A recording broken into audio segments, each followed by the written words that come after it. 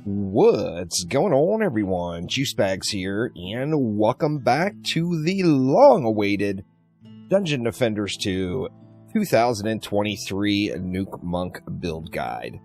Now, this guide is just a reference, and by all means, experiment with different things and build your monk the way you want to. However, this is the loadout that I personally run with. Now, I do love me some monkage. We all know that. With that in mind, there is going to be a lot of information in this video, so feel free to skip on forward to any of the chapters or timestamps that are found down below. Now, what exactly is the Nuke Monk? Well, as the name implies, the Nuke Monk is all about loading up one big damage shot. We're going to be doing this through the use of the Crane Stance shard. This is the most required shard for the entire build, and one that you just can't go without. Now, this is a Chaos 1 shard, so it will be available to people very, very early in the game, and they can start playing around with their monk hotness to see how they like it. So each secondary attack increases the damage of the next primary attack by 106%. Stacking up to 6 times. So this means Gilded, we're going to be able to load this up and then make our next primary attack do 636% damage on its next hit. Now, if you look up top underneath my nameplate, you do see the Crane Stance icon. You see where it sticks, it's 6 stacks, pardon me now. So if we go ahead and use it, that goes right back down to 1. So we can quickly load this back up to 6, use it, it goes to 1, load it up to 6, use it, it goes to 1, etc., etc. Now, how do you maximize the use of this? And you do this by understanding how damage works per weapon swings. So there's basically going to be 2 types of attacks we're mainly focused on. The regular primary attack cycle, or a heavy weapon, which is the weapon type I suggest. It is a 4-swing pattern, 1, 2, 3, and 4. Now, the 4th hit on that swing is going to do the most damage out of the other 3. So with that in mind, we want to load up our Crane Stance buff so that we've got the 6 stacks. We want to hit on our 4th swing, which means our first 3 swings have got to miss. So you're going to want to swing 3 swings into the air and then go in. So for example, if our lovely seamstress here was the baddie, we would 1, 2, 3, and then whack her with the 4th. Now, if you're using a medium weapon, it is a 3-swing cycle. It's still that overhand, kind of chopping overhand swing that is the final swing of the cycle. However, the damage modifier for a medium weapon on the 3rd swing is not as much as a heavy weapon on the 4th swing. So to truly optimize the build, you're just going to have to use a heavy weapon. It's the weapon you want to use, and there just isn't any way around it. So taking a look at the potential damage output, let's go ahead and get our swap chips up. We'll stack up to 6 stacks of Crane Stance. We want to go ahead and pop all of our cooldowns. We're going to swing 3 swings into the air, land our 4th, and you see we did 1.566 billion damage on our 4th swing. So it is a heavy hitter. You can get this up well over the 2 billion damage mark. However, you do want to walk that fine line between your survivability, your playstyle choices, and just the raw amount of damage you're going to gain. So once again, once Dragolich comes back up, we will test this out one more time. And here we go. We load up our Crane Stance to 6. We pop all of our cooldowns, 3 swings in the air, 1 swing on the target. And you got a little better view of it that time. 1.566 billion damage with my particular gear setup. Now, through the majority of your play, you will be just spamming your secondary fire and spraying down lanes. With that in mind, you can still get really nice damage. We should be able to get this up to close to the 400 million DPS mark with all of our cooldowns up. But we'll take a look at it without Dragolich here and see what we get to. Looks like we're 158 million, 188 million, 147, 102, and it's starting to fall back down as my boost fell off there. So you can get very, very nice DPS out of it. Of course, with Dragolich in the mix, it's going to be double all those figures, and very, very good stuff. So with full boosts, we can go ahead and just dish out that 300, 400 million DPS. There was a 350 million. That one was 263. We're actually already falling back off because of my boost. But you can get very, very nice damage out of your alternate fire. Now, the main priority for a Nuke Monk, of course, is having a heavy weapon. However, your weapon choice will depend your secondary fire experience. So I personally like the Phoenix Tail Spear. The Phoenix Tail Spear, the benefit you get is it gives an AoE explosion. So if you shoot at one enemy, it's going to hit the other enemies right around it. So you get a little bit of AoE out of it. If you want to take a look at the explosion radius, just run up to any wall in the game. You see the glow on the wall. Not the fire itself, but the actual glow on the wall. That is the explosion radius. So it gives you a little bit of a visual about how big that explosion is. Then additionally, there is the Spear of Corruption, which is going to give you a pierce, meaning you'll be able to just shoot through a pack of enemies. And then there is the Earth Guardians, or the newest boss weapon, which will be the highest secondary fire single target damage in the game. The downside there, of course, is it's pure single target. It's only going to hit one enemy, so you get no added value if there's any other enemies in the area. Now, if you don't have access to any of those weapons, any heavy weapon will work. You do want 4 shots per second and then 3 or 5 projectiles, depending on the range that you like to play at. Remember that when you're landing with these 5 projectiles, you're going to be stacking crane stance up just almost instantly. So just pick either 3 or 5 projectiles, whichever you personally prefer, as long as it is a heavy weapon and 4 shots per second.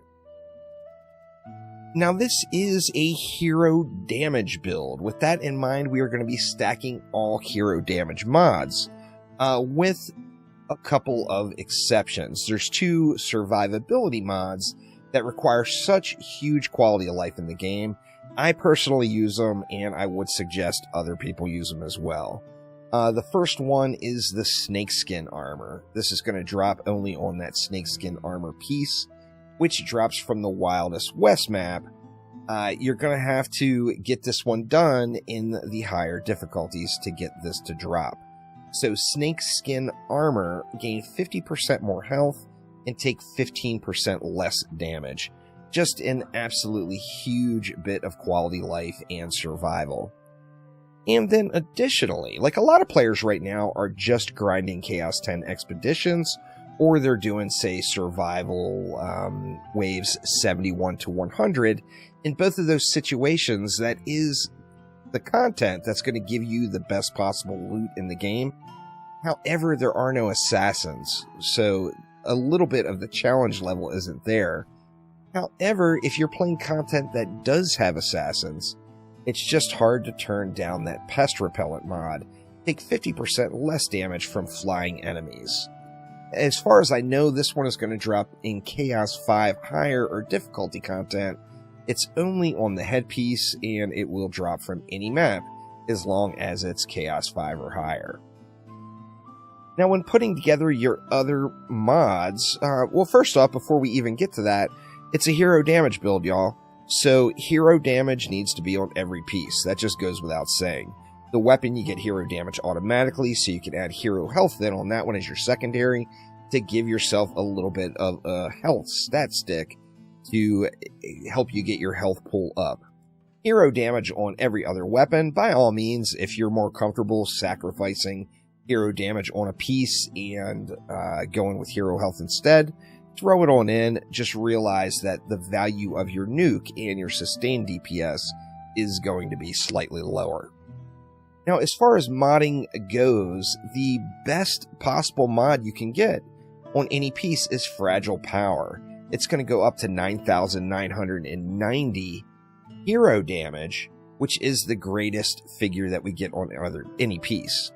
However, there is one downside of this one, and once again, it depends on how you play. Fragile Power, and to get that 9,990 hero damage, you can't be taking damage, because once you take damage, that mod turns off for 10 seconds.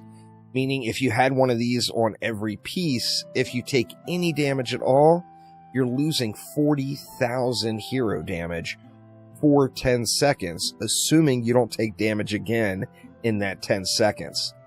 Now, I personally like to play my monk mid-range. I take damage. I take damage all the time. One of the benefits with the monk is we can easily heal through that damage. However, it makes it so Fragile Power mods are not in my personal best interest. Additionally, if you do decide to go with Fragile Power, I would say don't put it on every piece. Only put it on a couple of the pieces to get some increased hero damage. That way, if you do take damage, you're not just losing everything. So Fragile Power for me, I just do not do. However, if you want to get the truest, highest nuke value, you would need Fragile Power in the mix.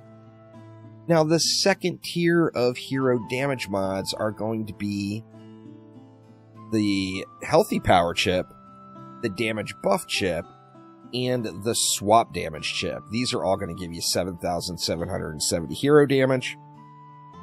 The important ones with this, with the Swap chip, that is when you are swapping. So if you swap heroes, you see I just got that buff up top underneath my crane stance buff. It says 2 minutes. It actually is not that long. Additionally, this will also proc if you die. So if you die, that's going to be the same as swapping, and it's going to proc those swap chips. The important thing with swap chips are, if you're going to use swap chips, use more than one, y'all. The time on them does stack. So you see here, 7,770 hero damage for 34 seconds after swapping in.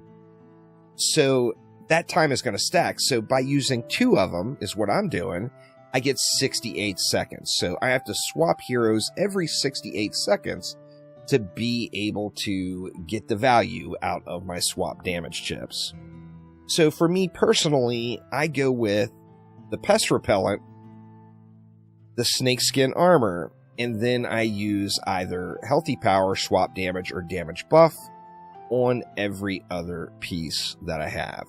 So this is giving me tier 2 mods basically all the way around, and the most possible hero damage stat that I can get for the playstyle that fits my personal use. Now, a couple of other mentions out there are, first off, like Quintuple Chip or the Projectile mod. This weapon, of course, is a single projectile weapon, so you would need a single chip. This weapon, of course, is a 5 projectile weapon, so that would be a quintuple chip. Now, there's also the weighted mods, heavy, medium, light, depending on the weapon you use. You can only use one or the other on a piece of armor, either quintuple or heavy, say, for example. They're both going to be 6,105 damage.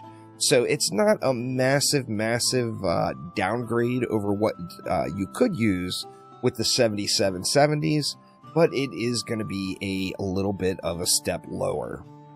And then the absolute bottom of the barrel is going to be the raw stat chip. So power chip is 3,885. The benefit you might have here is, you know, since this is not a super valuable mod, it seems like to me they drop a lot. So you get these mods. Say you're still working on getting your Healthy Power swap or Damage Buff chip squared away, you can use that as a fill-in. It's still going to give you some hero damage with 100% uptime. However, it's going to be the lowest possible value in hero damage that you can get from any of these mods. Now, I did leave out the normal damage mod because that mod should just be Control Alt removed from the game, as it is just terabad. If you can find a way to make it so you will not crit, that mod could be glorious. However, we all know how RNG is. If you want to crit, you're not gonna. If you don't want to crit, you're gonna.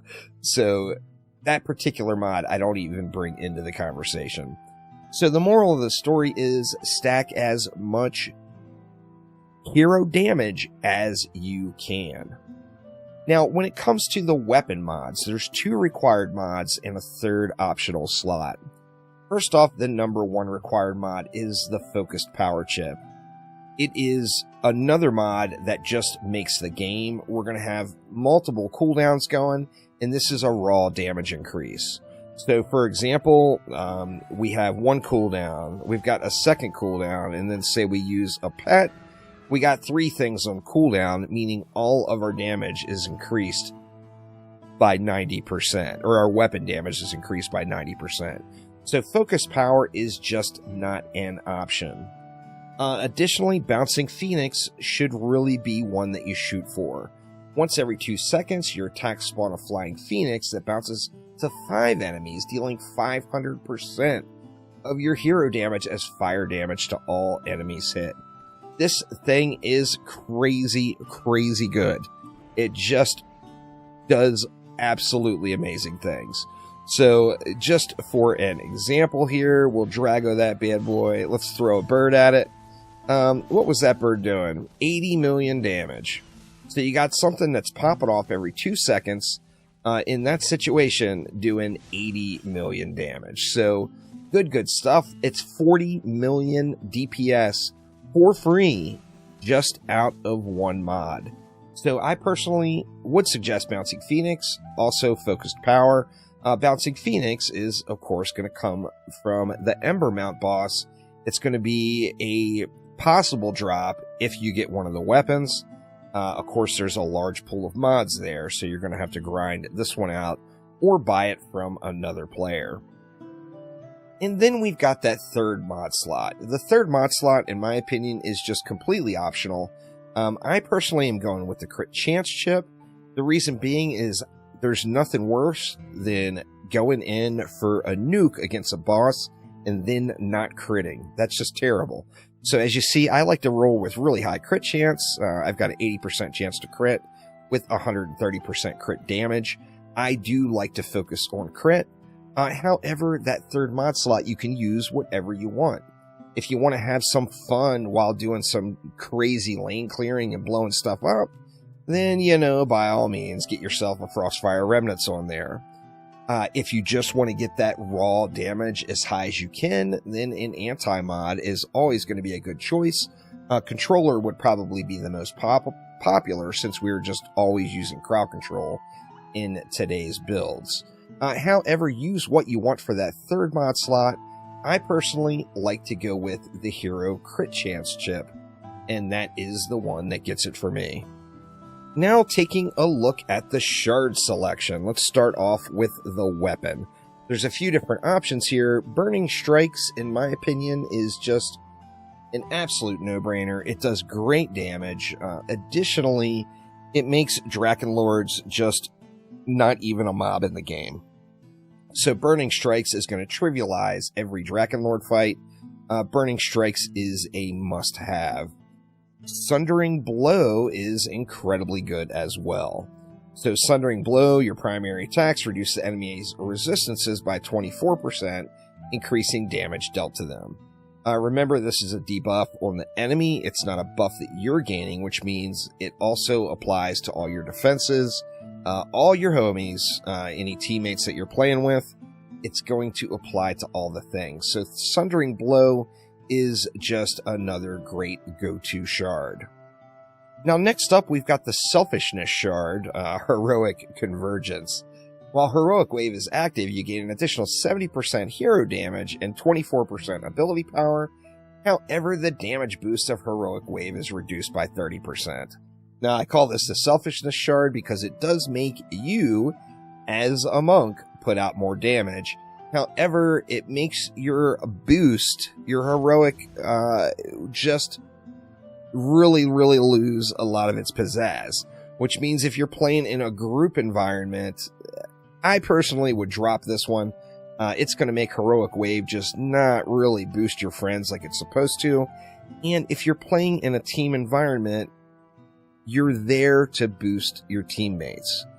You're there to do damage, of course, but you're also there to provide that boost. So it's very important not to use this if you're playing in a team. If you are playing in a team, I personally would go with Venomous Strikes. 20% chance on hit. To poison the target, dealing a 212% hero damage stat every second for 5 seconds. So Venomous Strikes in a team, Heroic Convergence by yourself. Moving on to the head slot, we got Inspiration. Reduces the cooldown of your abilities by 39%. Obviously we want to keep our boost uptime up because everything we do is based on getting that Heroic Wave uptime. You can get the Heroic Wave uptime up to 100% without gilding the Inspiration Shard, and even without upgrading it all the way. I think, if you only do 7 or 8 upgrades into it, you're going to get to 100% uptime on your Heroic Wave. Now, Power of Storms is giving us a 12% chance on hit to restore 20 mana per second. This particular one, you just will never, as a Nuke Monk, ever have a problem with mana. So you're going to be spamming it up. You're going to be hitting constantly with your ranged attack, and it makes Power of Storms just constantly proc. And you will never ever have a time on a Nuke Monk where you're running out of mana. And then we've got Meditation. Increases the base cooldown of Heal Self to 30 seconds. After using Heal Self, gain 20 mana per second and gain a shield. Now, obviously, since we've got Power Storms, we don't need that mana per second gain. And additionally, the shield is kind of crappy because we are a hero damage build, not an ability power build. So we've got no ability power for that to scale off of. But what this does do is it gives us another cooldown, and that brings us back around to Focused Power. And by taking Meditation, we are increasing our weapon damage by 30% while we have that cooldown ticking. So very nice there. Even though it's a utility shard that was designed for another purpose, our purpose is going to be to get that 30% multiplier. Moving on to the gloves, you got Beacon of the Storm. Once per second, your primary attack spawns a lightning ball. This is going to be bouncing around the map. You see the little purple squiggly bouncing around there. The most important thing with it is lightning damage, so it gets another element out there. So if anything is drenched and that little ball hits them, there will be an electrocute combo going off. The amount of damage it does is very small. However, just giving you the ability to add in the electrocute combo with a drenching situation just off of one shard is incredibly good. And then we've got Crit Strike, increases your hero crit chance, and Crit Empowerment increases your crit damage. Now on the chest here, we got a few options as well. The required here would be, first off, Heroic Power. Increases Heroic Wave's hero damage boost by 52%. This is a must-have. And then Power Gambit. Increases your hero damage by 58%, but increases damage taken from enemies by 12% when gilded. These two are absolute musts. I personally, since we are focusing once again on critting, I want to stack more crit. So Coup de Grace is giving us a 50% increased crit damage and lowering our crit chance by 60%. You see we're still at an 80% crit chance, so we're still doing pretty good. And we're getting a 50% crit damage bonus in exchange for those points. Now, Taser Suit would be another good option, really, as a third shard slot on any hero for a chest piece. It's going to give any enemies that hit you a 20% chance to be electrocuted and stunned, making, 1 out of every 5 times an assassin jumps on you or an assassin attacks you, it's going to get electrocuted off of you. So if you wanted to give this damage up, then Taser Suit would be kind of a no-brainer. And then in the boots, Crane Stance, of course, is the required. Speed Boost is the ultimate quality of life in the game, and whatever you want in the third shard slot. I'm using Run and Gun now. just because why not? More quicker equals better, right? So that is what we are going with. Now, as far as the rings, I like to use a poison ring. You're going to want one with a hero damage stat. I've got this one with an ability power, and not going to lie, the reason I'm using it is because this bad boy dropped natural as a 10 out of 10. So, just for vanity purposes, I got a 10 out of 10 blessing on poison. So I gave up that hero damage since it is such a small amount. However, as you see, I did roll hero damage as the godly roll. Now, with this in mind with rings, every single DPS hero in the game, there is an argument to be made about using this new Ring of Ice. It is so good, y'all. So I would strongly encourage trying that out. I would definitely use it with hero health and hero damage. The Blessing of Ice, slain enemies explode, dealing up to 2 million frost damage and freezing all enemies hit. It's just a really good ring, y'all. So I use Blessing of Poison because not only does it give me that additional poison damage, it also lowers resistances of enemies by 10% for 3 seconds. So I get a little bit more value out of that. However, I would strongly encourage everyone out there to play around with the Ring of Ice. Alright, and now we come along to the godly rolls. Since we talked about this one, of course I am focused on crit. So with that in mind, crit chance on every godly roll. Now, this goes up to 2.5%, so as you see, I've still got a few of these pieces I need to re-roll, and I can milk, like, what, another percentage almost of crit chance out of just that godly stat. So hero crit chance on every single piece. Now, when it comes to what pet you use, I think Dragolich is regularly considered the absolute best pet in the game. Haunt enemies, increasing damage taken by 100% for 5 seconds. 60-second cooldown. It's a debuff on enemies, not a buff on you. Meaning, once again, it applies to your defenses, it applies to your teammates. Everything that hits that enemy will do double damage. So Drago is kind of a go-to no-brainer for really just about every case in the entire game. Now, your first Dragolich, if you can't find one from a player, which you definitely want to check player shops, as they do go off fairly regularly for pretty cheap. If not, you want to come on over here and get yourself a Terror Dragolich. 7,500 Defender medals. They usually go for about 5 mil, these generic Dragoliches. All Dragoliches do the same thing. So that Ghost Whale ability doesn't change depending on what type of Dragolich it is. It does the exact same thing on everyone. Well, say you don't have a Dragolich yet. What do? Well, there's a few go-to abilities. First off, you got Poisonous Tips. Poisonous Tips can roll on any pet in the game that has earth damage as its element. So, earth damage, Poisonous Tips before you get your Dragolich.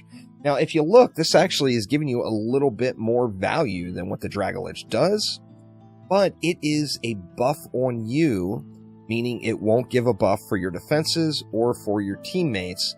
However, if you're just starting off, this is a good choice when you don't have access to other pets.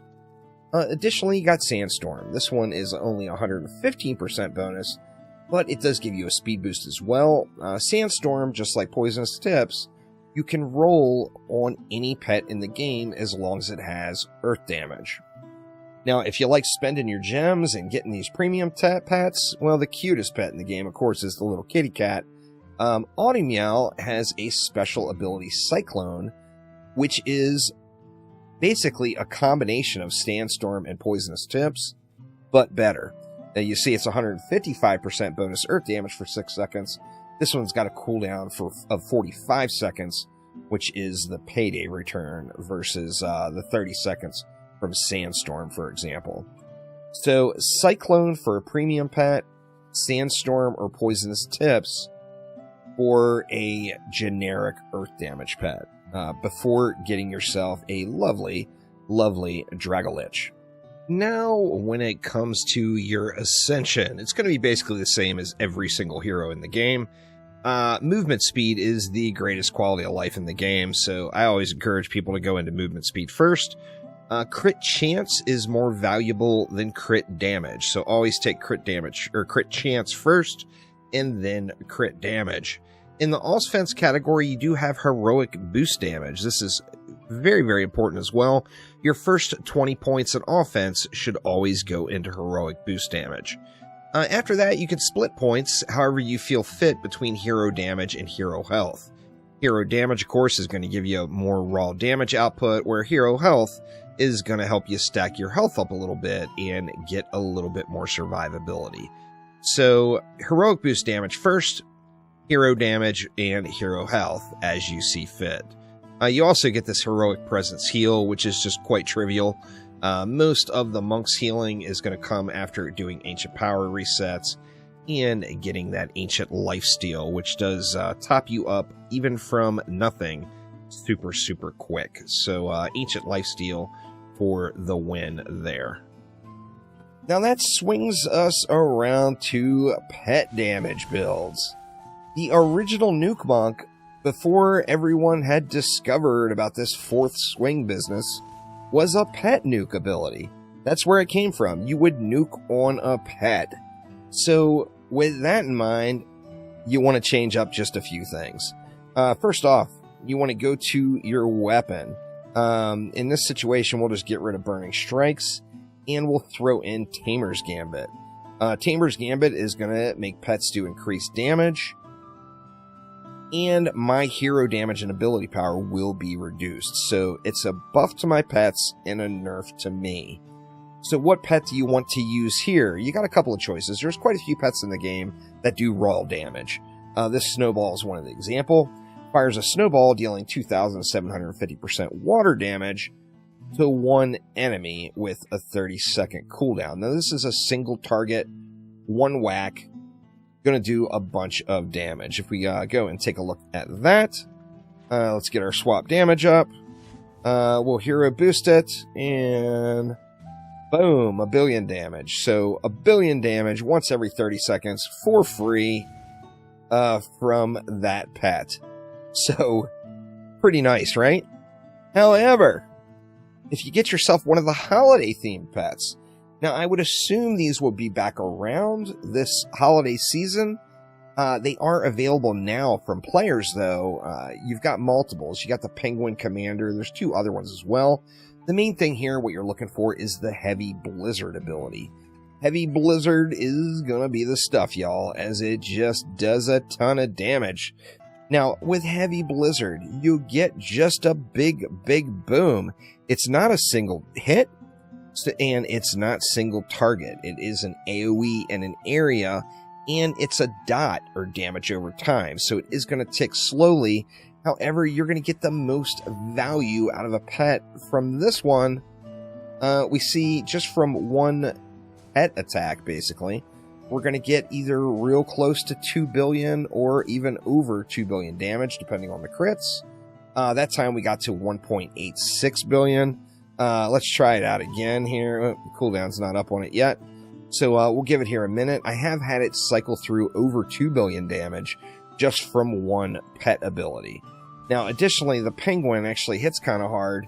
You see it's hitting for 56 million a pop. Good stuff, huh? 56 million a pop. Oh yeah, it's just wrecking it out. Now, if we look at it, it's hitting every 1.12 seconds. So it's not quite 56 million DPS. It's more like about 40 million. But it does do nice damage as well. Now, additionally, you see there's damage fall off, but that is an AoE attack as well. So that attack does have an explosion. So once again, if we check out our heavy Blizzard, see if we can get a little better luck out of the ticks this time. We got a lot of crits popping off. 224 million a whack each time. It's going to do 10 ticks of damage. You see this particular time, it went to 2.24 billion damage just from that one pet ability usage. So pet nukes are super, super fun to do. It's more fun than effective, as the benefit with going with a standard Nuke Monk is you're just going to be able to get that value all the time. So all you have to do is wind up the 4th swings. Now, one thing I did forget to mention through this whole video, and that is the jump shot. Oh yeah, the jump shot. The jump shot also has a nice modifier. Obviously, it's not as much as your 4th hit, but it's instant. So if you jump and smack them, you can do some really nice damage. Of course, my boost was not up that time. Let's try it this time with my boost up. And I didn't really see the damage number there. But yeah, a jump shot is going to be good stuff. Now, the other benefit of the jump shot is it doesn't matter what your weapon weight is. It's always the same. You jump and you swing in the air. It's the same multiplier whether you're using a medium, heavy, or light weapon. Yeah, get your jump shots in. Generally speaking, like a lot of times, say you roll up on a 2 billion health roller, you smack it for your 1.5 billion damage. Well, it's got 2 billion health, so it's not dead yet. But one quick jump shot can clean that roller out the rest of the way. So by all means, keep an eye on the jump shot as well. I'm sure I forgot some stuff. Whatever that is, I'm going to pin it in a comment down below. So check the pinned comments as well, because I'm sure I have forgotten something. So anyway, thank you all so much for watching. Click that like button. Please subscribe to the channel. I do plan on doing up an engineer and a countess next. Gonna take me a while to get those builds put together, but I will get those hero spotlights out as soon as I get them done. But thanks again, y'all, and I will see ya next time around. Take it easy.